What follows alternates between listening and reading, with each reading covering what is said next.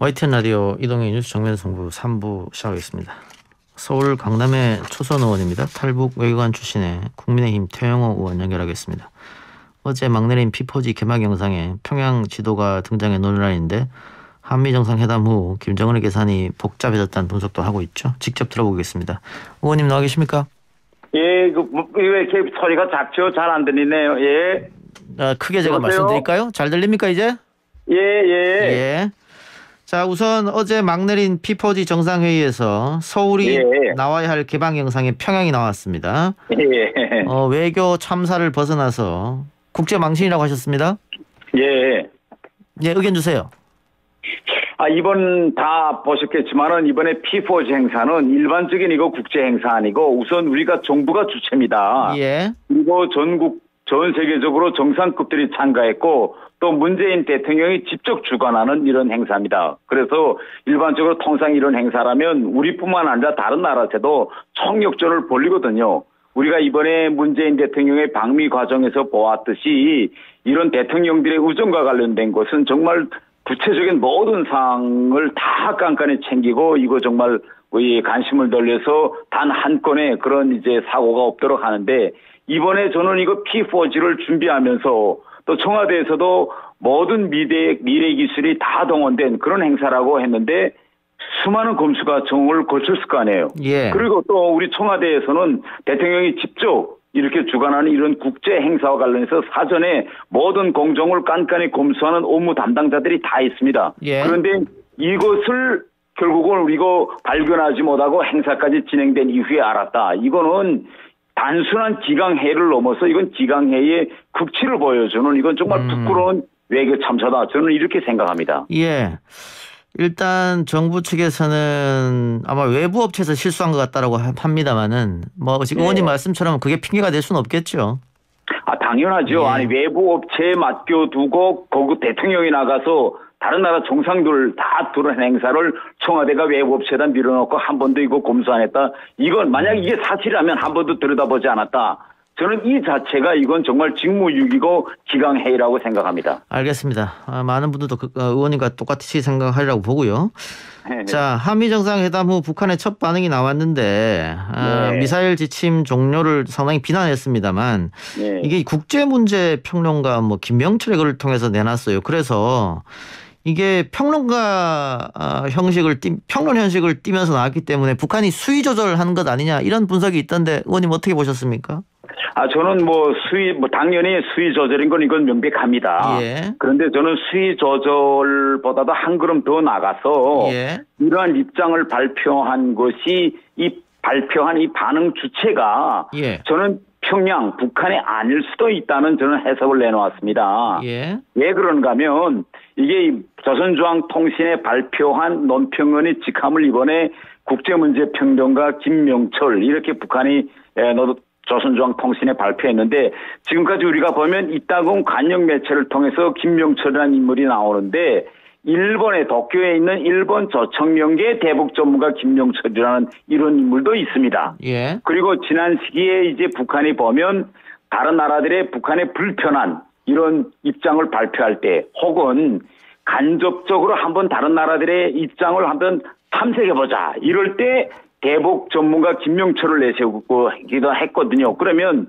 일부 나라들에서 혹은 평양에 있는 외국 대사관들에서 이게 북한의 입장이냐라고 이제 따지면 제가 북한에 있을 때 그러면 북한은 한번 물러섭니다. 이거는 일본에 있는 국제문제평론가 김명철이 그런 사견이지 그래서 조선중앙통신사가 아니냐. 우리 대한민국도 그렇지 않아요? 연합뉴스통신사에 다른 논평원들이나 다른 사람의 말도 싣거든요. 예. 그런 차원에서 이해해 주기 바란다. 이게 지난 시기에 북한이 통상적으로 썼던 그런 수법입니다. 그래서 저 같은 사람은 이번에 발표된 국제문제평론가 김명철이 과연 조선중앙통신사 소속 논평원이냐 아니면 일본에 있는 대북 전문가 김명철이냐 이건 좀 더 우리가 좀 두고 보아야 할 이런 사항이다 이렇게 말하고 다른 하나는 이번에 나온 입장이 북한의 외무성이나 통일전선부와 같이 공식 기관의 입장이 아닙니다. 이 점을 저는 들여다봐야 되겠고 더 나아가서 만약 이것이 북한의 공식 입장이라면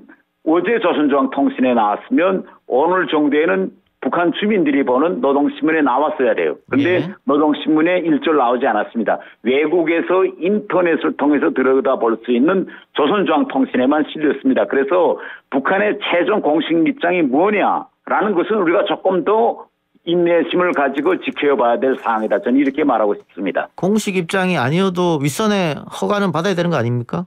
당연하죠. 당연한데 이것이 북한이 예를 들면 공식 어느 기관의 입장으로 내는 거하고 개인의 논평연의 사견을 발표하는 데서는 상당히 거리가 있다. 이 점을 좀 들여다봐야 한다고 저는 생각합니다. 그러면 이번 한미 정상회담 결과를 북한도 굉장히 예의주시하고 보고 있었다 이렇게 봐도 되겠네요? 당연하죠. 우리가 이번에 상당히 좀 북한 동향에서 이례적인 것이 있어요. 우리 문재인 대통령의 방미 결과가 이번에 6월 22일, 23일 사이에 다 나왔습니다. 그러면 벌써 오늘이 6월 1일이거든요. 5월 20일에 다 나왔다. 예. 5월 예. 5월 23일. 예. 오늘이 6월 1일입니다. 예. 그러면 이제 8, 9일이 지났어요. 그럼에도 불구하고 아직 북한 공식 입장이 나오지 않았다는 건 얼마나 이례적이냐. 제가 2017년하고 비교해 보겠습니다. 우리 한미 간에 가장 중요한 것은 미국에서 정권이 교체됐던 우리가 정권이 교체됐던 두 정상의 첫 만남이 매우 중요한데 예. 2017년 6월 달에 문재인 대통령이 가서 트럼프 대통령을 만난 첫 정상회담이 29일 30일 날 다 나왔어요. 그러면 그때 당시 북한 노동신문은 하루가 지난 7월 2일 날 정식 비판하는 기사가 공식 나왔고 7월 4일 날 북한은 ICBM 14형을 실험 발사했습니다. 예. 그러면 우리가 ICBM이라는 이 어마어마한 미사일을 발사하려면 북한에서는 보통 3, 4일 준비를 해야 되는데 이것은 북한이 결정 구조를 보면 하루 만에 문 대통령의 방미가 이루어진 하루 만에 신속히 결정했다는 걸 보여주거든요. 예. 그런데 지금은 어떻게 됐어요? 지금은 9일이 지났음에도 공식 입장이 나오지 않고 있습니다. 예. 알겠습니다.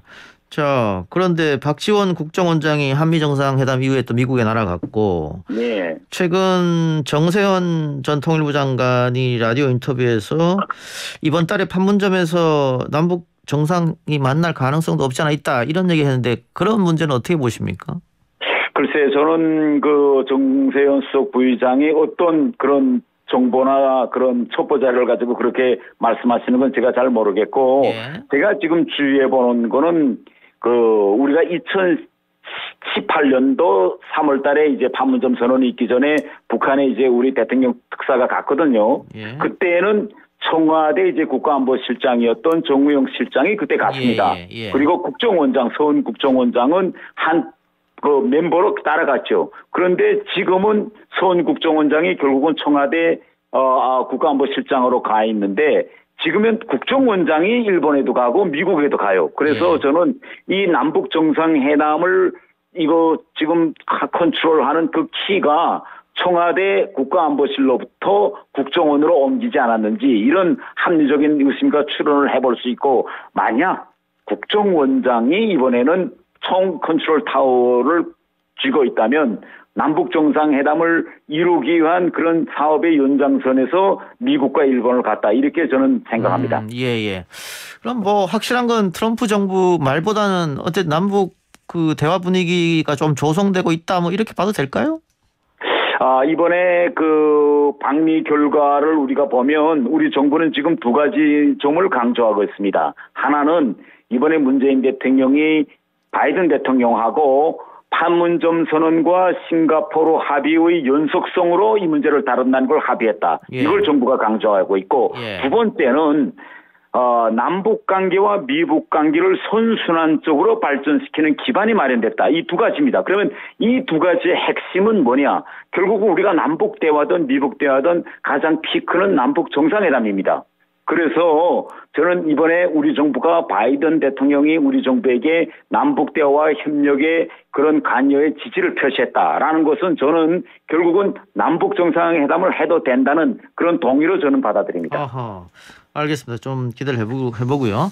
자, 네. 당 이야기 하나 여쭙고 마치겠습니다. 네. 국민의힘 당대표 경선이 굉장히 뜨겁고 흥행에 지금 성공하고 있는데 네. 이준석 후보가 돌풍을 일으키고 있습니다. 당대표 될 네. 가능성이 있다고 보세요? 제가 현역 국회의원으로서 뭐 어느 한 특정 후보가 당대표 가능성이 있다라고 지금 이 시점에서 말하는 건 좀 저는 부적절하다 이렇게 저는 생각하고 단 한 가지 명백한 것은 지금까지 보면 우리 당대표 이 경선 과정이 이렇게 국민들의 뜨거운 이제 주목을 받아본 예가 드뭅니다. 예. 그래서 가장 중요한 것은 우리 당대표를 경선한 이 과정이 국민들의 관심을 받았던 이 점이 저는 가장 중요하고 또 더 중요한 것은 앞으로 우리가 이번 당대표는 지난 시기 다른 대표와는 달리 대선을 그런 이끌고 치러야 할 이런 당대표입니다. 그래서 저는 우리 당원들이 또 국민들이 당대표 투표와 여론조사에서 상당히 신중한 그런 선택을 할 거다. 저는 이렇게 좀 말씀드릴 수 있겠습니다. 알겠습니다. 의원님 오늘 인터뷰 감사합니다. 예, 감사합니다. 지금까지 국민의힘 태영호 의원이었습니다.